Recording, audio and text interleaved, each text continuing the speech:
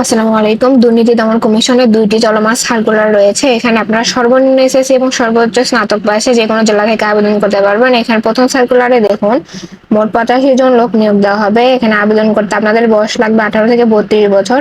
আবেদন করতে খরচ হবে ২০০ টাকা এবং আবেদনটি শুরু হবে ১৫ সেপ্টেম্বর ২০২৫, শেষ হবে ৫ অক্টোবর ২০২৫ এবং পরবর্তী সার্কুলারে এখানে কনস্টেবল পদে ৯১ জন লোক নিয়োগ দেওয়া হবে। এসএসসি পাশে আবেদন করতে পারবেন এবং অফিস সহায়ক নিবে ১০ জন। অষ্টম শ্রেণী পাশে আবেদন করতে পারবেন, মোট ১০১ জন। এখানে আবেদন করতে বয়স লাগবে সর্বনিম্ন ১৮ এবং সর্বোচ্চ ৩২ বছর। আবেদন প্রক্রিয়াটি শেষ হবে ১১ সেপ্টেম্বর ২০২৫, অর্থাৎ আবেদনের আর একদিন সময় রয়েছে। তো যারা আবেদন করতে চান তারা অবশ্যই আবেদন করুন এবং এরকম আরো নিত্য নতুন চাকরির আপডেট তথ্য পেতে অবশ্যই ভিজিট করুন বিডি জবস অ্যালার্ট চ্যানেলটি এবং সাবস্ক্রাইব করে পাশেই থাকবেন। ধন্যবাদ।